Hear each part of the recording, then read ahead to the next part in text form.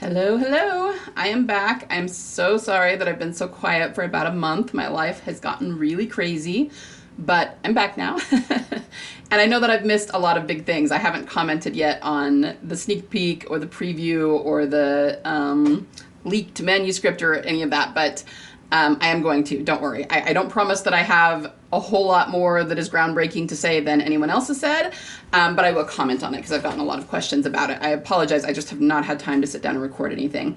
I'm going to go through my asks in my inbox, and I'm pretty sure I have asks about all those things, so that might be enough to cover them. But if not, then I will do separate videos about those as well. But I want to get caught up first because I have so many questions. Some of them are quite old that I have not gotten to. Okay, so let's talk about the first one. Yep, the first one that I have here at the top says, hey, have you seen the leaked season 2 scripts? Daryl mentions Merle, Beth, and Glenn to Isabel in Hallucination. Any thoughts? I like how those are the people he picks. I'm assuming he knows Rick is alive at that point too via Carol. Yeah, so the script is very interesting, and the biggest thing that I've seen people discussing is that it definitely seems like he doesn't know Beth is alive, and this is supposed to be the end of the final episode. So, yeah, I mean, certainly from what it looks like, it seems like he still does not know that Beth is alive. But, I don't know, it doesn't worry me overly much. I've seen that people are disappointed by that and like, why does he still not know she's alive? And it doesn't look like, you know, she's going to show up in season 2. But, first of all, keep in mind that anything that's leaked is very, very strategically leaked. So, just because of the way it looks from the script doesn't mean that's the way it's exactly going to play out. Very often we've had leaks and people have assumed a lot of things about them, and then when they play out on screen, it's not that the leak was incorrect, but it's just we have no context for it. So the way that we're interpreting it isn't always entirely correct. So just keep that in mind, first of all. That's number one. Number two, there are at least 2 ways that she could still return and that this would be still entirely correct. One is a coda. They could show her in a coda after the final episode, which I know that Galadriel Jones and others have talked about. I think that's very possible. I mean, remember that Morgan returned in a coda in 501. Beth's last episode was called Coda, and we saw her in the coda of the season 5 trailer for the season. She was not in the entire main trailer, and then we saw her, you know, when Dawn smacked her in the coda. So very, very possible. There's definitely precedent for having her show up in a coda. The other thing to keep in mind, though, is that just because Daryl doesn't know she's alive doesn't mean she won't be in the main season. It could be a matter of them showing her to us as a separate storyline. I saw Galadriel Jones discussing that maybe through Lo Sang or one of the other characters we might see her, and we might see her story somewhat concurrent with Daryl and Carol's story, but if they don't actually cross paths, then Daryl still wouldn't know she's alive, right?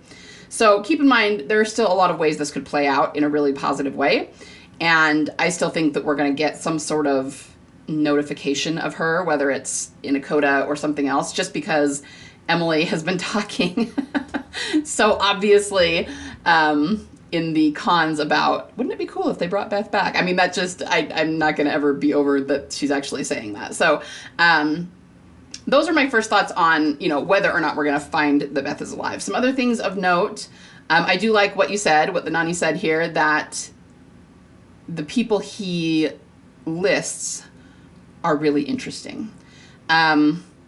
I would assume that he would know Rick is alive as well at this point, assuming that Carol knew that before she left, but we're all kind of assuming that that's the way that it will be.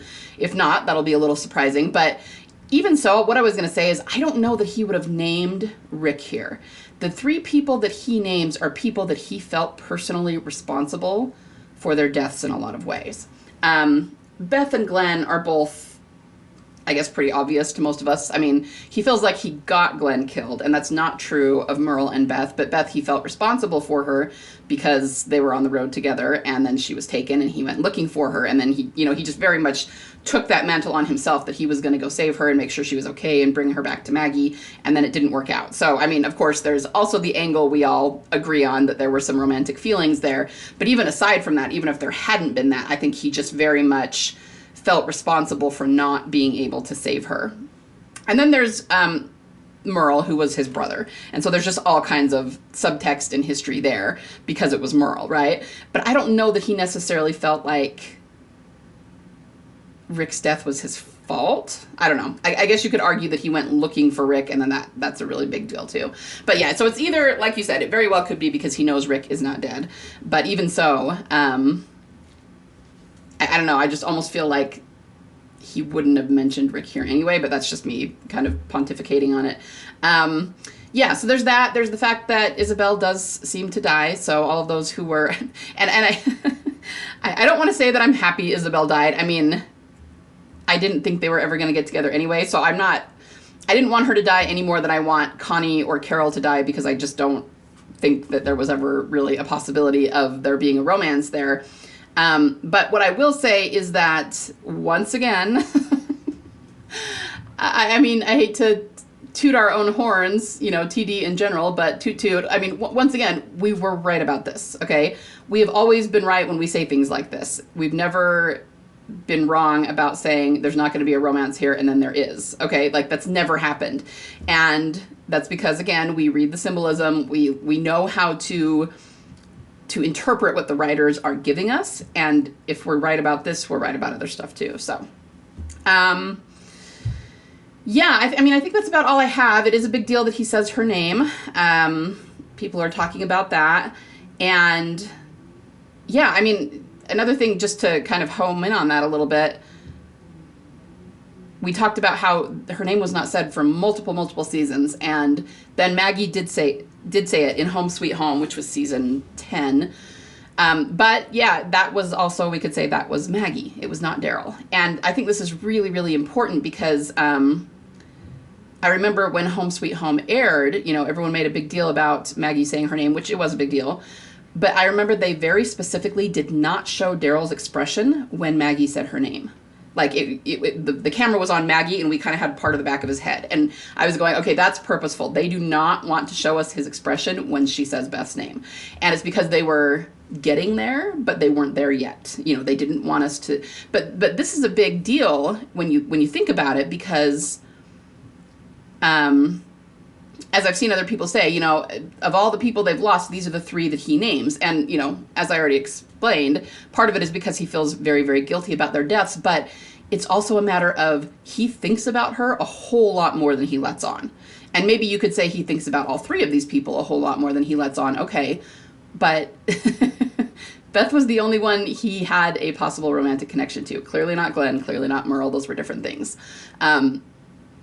But for him to come up with her name at this moment, yeah, that's a big deal, because it shows that she is still in his heart in a big way, and that he still has a lot of guilt about her in a big way, and that means he does think about her. There's no getting around that, you know, so that's a big deal that they used her name for this part. You know, if they had used anybody else, then you could just say, oh, these are people, you know, that he's lost and feels guilty about. But no, yeah, it's a really big deal, not just from a show perspective, because he's saying her name. I mean, there's that too. But for his character, that gives us a lot of insight into Daryl's demons, the things that are still right there at the surface. So, yeah. I think that's about all I have to say for the script leak. If you have more specific questions about it or anything you want me to address, please feel free to send those in. Let's move on to another ask. Has it been for sure confirmed that Daryl Dixon Season 3 will also have a Book of Carol tagline? If so, how do you feel about that? I'm not sure I like the new title of the show. I get that it's probably being done that way for Melissa to sort of give her more credit, but I wish they would have come up with a better title for the show overall if that's the case.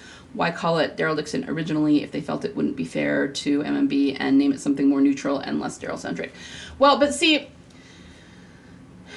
as far as I know, no, I don't think that there's been a confirmed subtitle for Season 3. Someone correct me if that's untrue. Like I said, I've been a little bit out of the loop for the last month. But as far as I know, they haven't confirmed anything like that. I think that there could be a tagline for Season 3, but I think it will be different. Let's just put it that way. If there's going to be a subtitle or tagline for Season 3, I don't think it will be the Book of Carol. I think it will be something else. And the reason is, you know, you talk about why not come up with a better title that's more neutral between the two of them, because the show is still about Daryl. Daryl is still the main character. This is still about his journey. And that's why they're naming it that way. The second season was about Carol, sort of her journey kind of intersecting with his in a big way. So, I mean, let's put it this way. If they keep the format the same, let's just say for kicks that each season Daryl's sort of interacting with someone else, a different character in a big way. So it would be like season 2, Book of Carol, season 3, Book of Rick, season 4, Book of Michonne. And I'm not saying they're going to do that. I don't think they will, but that's kind of the gist. It's like, this is where their stories intersect. And so it was very much about Carol in the second season, of course. And, but it's about the way that Carol's arc, it is very much about her personally, her character, her arc, but it's also about the way that is affecting Daryl. And he is still the main character, and we're still seeing Carol's arc through his lens, through his eyes and his story. So that's why they're naming it that way. And that's important. It's important to understand what the writers are doing with that, okay? This is still very much his story. And that is why we definitely think that it's going to end with him getting his happy ending. And guys, okay, that even makes me cringe to say it that way, that we think it's going to end with his happy ending. Guys, I know it's going to end with his happy ending. Why? Because in the first season of Daryl Dixon, every time they mentioned romantic love, every time someone mentioned, oh, I have someone waiting for me, Daryl's head went down, okay? That is a classic way to show where this story is going, okay? He is lonely and he wants companionship, and if Isabel's dying, it's clearly not her. He left Connie behind. I know certain shippers still think it will be Carol, but as has been discussed widely, I've seen many people talking about it, from that ending, Daryl and Carol are not happening either. I'm sure certain shippers are very pissed about that, but we all knew that would be the case. So it's somebody else, yet to be determined, at least in the eyes of the GA, right? But we all know who it's going to be. So anyway, I think it was important, actually, and I've said this before, for for Carol's story to be a part of this, because they set up the template for this back in season 5. Think about what happened. So Beth was actually taken from Daryl at the end of season 4, right? Then he reunited with everybody, including Carol. I've been thinking about that lately. I mean, we talk about how the two of them hopped in the car together to go look for Beth, and they went to Grady, and that's how the whole thing played out in season 5. But think about the reunion between Daryl and Carol for a minute. Think about the template of Daryl and Carol, season 4 and season 5, right? In season 4, middle of season 4, when the prison went down, they got separated. They didn't see each other for quite a while. I mean, had to have been weeks based on going from hot to cold weather, right? Then the whole Terminus thing happened. Wow, I totally blanked on the name of Terminus for a minute. And then Daryl and Carol, Carol and everybody reunited in the woods, but there was a very specific reunion between Daryl and Carol where they hugged, and it was a big deal. And Daryl was crying, and it was very sweet, right? And of course, the shippers made a big deal out of that. But if you compare that to what's happening now, think about this template. I mean, you guys, it is exactly the same. It is exactly the same. They got separated when Daryl left and then ended up on a boat to France, right? Carol goes and finds him, and I'm actually really kind of looking forward to what we see of Carol finding him, because I'm wondering how many parallels there will be to 501. In 501, she was with Tyrese and they had Judith. Obviously, Carol's not driving around with a baby or anything in Daryl Dixon, but there's the whole cabin, and the point is, she heard, if you go back and watch 501, she and Tyrese heard, what was his name, Martin, talking about people they knew. And I can't remember exactly what he said, but it was Rick and Daryl and Michonne. I think he said something about the kid with the hat, like Martin wanted the kid's hat, and the woman with the sword. Like, it was things that Carol recognized and went, okay, I know those people. And then she went and found them, okay? That's very similar to what she's doing with Daryl right now. She has heard about him. She goes and talks to the guys at the engine yard who are all fixing their cars, finds out where he went, you know what I mean? She's going to go find him, much like what happened in No Sanctuary. And then there will be a reunion. We already know there's going to be a reunion. That's the point of season 2, is there will be a Daryl and Carol reunion. I think it will be emotional. I think he's going to cry. I think he's going to be really happy to see her. Of course he will. She's his best friend. It's going to be very, very, very similar, right?